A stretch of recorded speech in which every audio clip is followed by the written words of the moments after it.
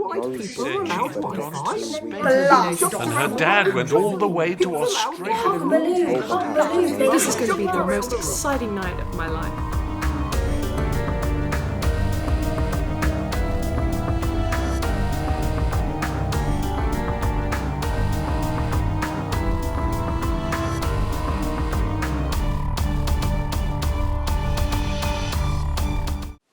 Hello, I am Lynn Ferguson and I am over the moon to be reading this story from the book Earth 4000, the book of super science stories by the P7 class at Trinity Primary. This story is called Fear on Jupiter and it's by Safia M. One rainy morning, there was a girl called Gracie. She lived with her parents, her sister Emma, and her cat Tommy. Gracie had always seen a locked door in her house. One day, she was walking past the secret door and she saw a gold key lying on the floor. So she picked it up and put it through the door and it unlocked. So then she went inside. She went inside and saw a portal. Oh, she got very scared, but she wanted to know where it would lead her. She decided to go inside and she ended up in Jupiter. She got very scared. A few seconds later, she saw her sister and followed her. Then an alien came up to them and said, "There are these giant spiders ahead." Oh, Gracie got scared because she's very scared of spiders. They started walking and they saw something in the shadow. They saw something in the shadow. And it was a giant spider. Gracie waved her wand and it turned into plastic. They were in shock. A few seconds later, a lot more spiders came and they waved their wands and they all turned into plastic. They waved their wands again and all the plastic was gone. Oh, the alien was very happy and so were Gracie and Emma. They all said goodbye and Gracie and Emma went through the portal and they were back in their house. They were really happy. Not surprised they were happy. I wish I had a magic wand that could get rid of giant spiders.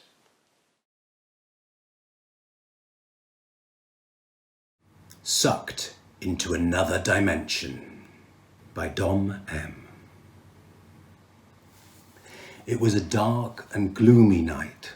Joseph was walking back from the park when he fell down a wormhole.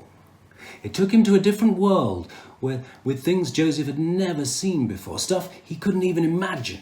There were flying cars and buildings that were 2 times the size of the Empire State Building. He had to pinch himself to check he wasn't dreaming. A man passed by on a weird sort of bike that had hologram wheels and LED lights in the bike handles. "Where am I?" Joseph asked the man, still in disbelief. "Earth 4000, duh." Then the man zoomed off on his little bike, going at about 45 miles an hour. Joseph sat down on what he thought was a chair, but it turned out it was a hologram, and he fell right down into the hard concrete ground. Oh. He soon met 2 people, one a boy and one a girl. The boy had some sort of goggles and the girl had bright green hair with a little bow in it. Joseph ends up friends with them and he gets comfortable on Earth 4000. The boy and girl then say, "This is your home now." But Joseph doesn't like the sound of that because he remembers life back on Earth, his real home. He remembers stuff like his family and playing football. He starts to feel really homesick. So he goes to find a book to make him feel more at home. He finds one. The book has loads of magic and can help him get back home. He shows it to Maddie and Mark, who are the boy and girl he met, and they help Joseph get back home. After loads of trial and error, Joseph makes it through to Earth and lives happily ever after.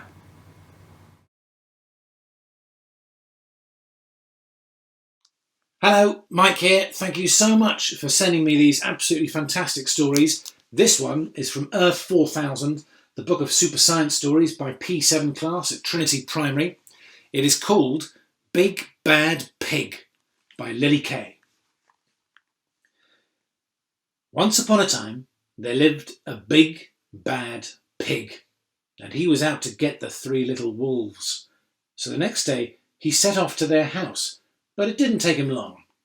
The pig arrived at the wolves' house, which was made of iPhones. The big bad pig shouted, "Little wolves, let me in, or I will blow your house down."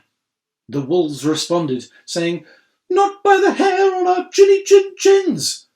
The pig got very annoyed, so he huffed and puffed and blew their house down. Luckily, the wolves got away just in time. However, the pig caught up to them and said, "Little wolves, I've finally caught you. So I want to ask if you'll make me some of your pies." The wolves were shocked, but they happily said yes, and they all lived happily ever after. The end.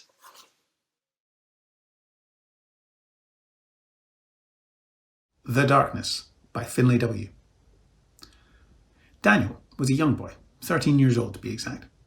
He was up in his room thinking about the day his mum had died in a car crash, and then he decided to go downstairs for tea. He could hear his dad in the garage dealing boom boom pops. He went down the corridor to the table with boom boom lollipops spread all over the table. "That'll be 120 quid, his dad said, handing him a bag.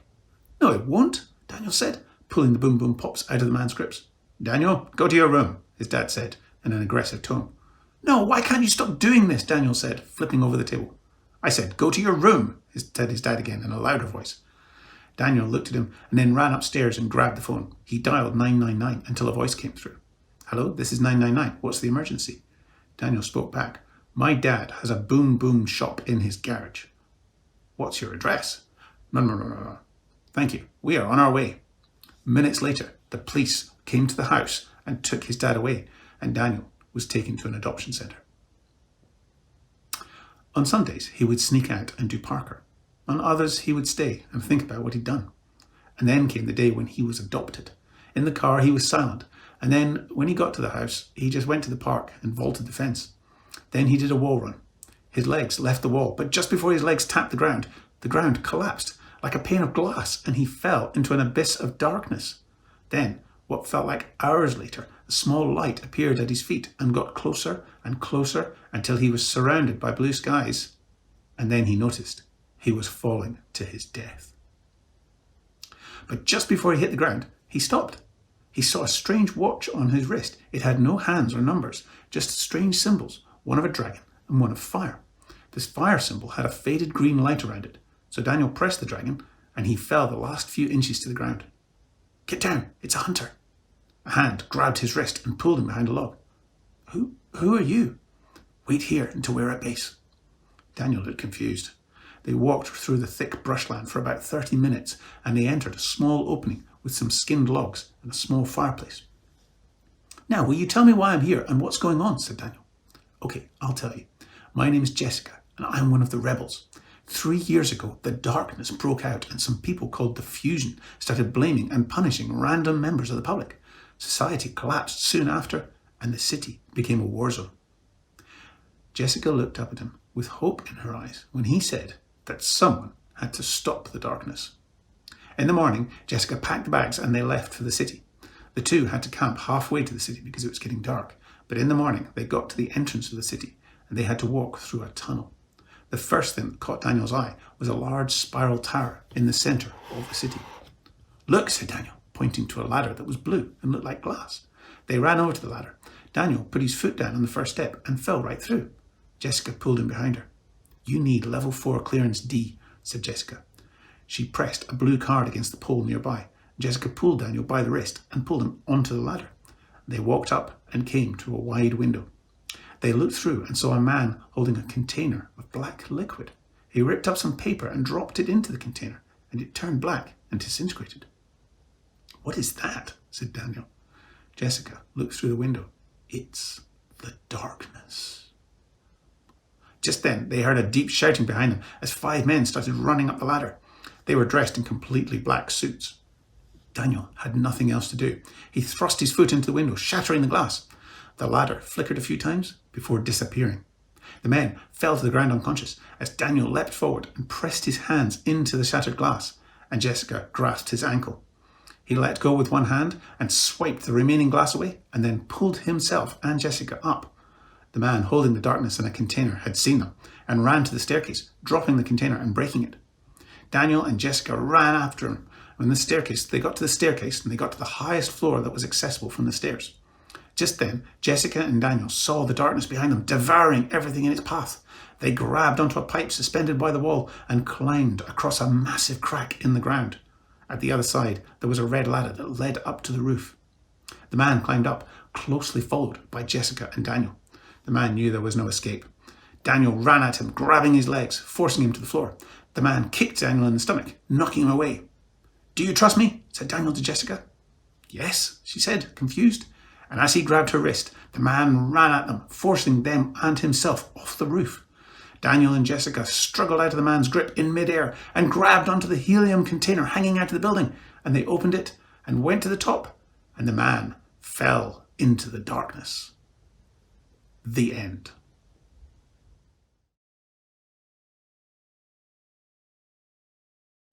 From the book Earth 4000 and Space Interior Nation, the Book of Super Science, written by the P7 pupils of Trinity Primary, this is Cheese Man vs. Vegetable Girl by Isabel M. In a dark warehouse by the sea. "You'll never get me," said Vegetable Girl. "I will," said Cheese Man, and with one great whack, Vegetable Girl was lying on the ground, bleeding salad dressing. 2 years later.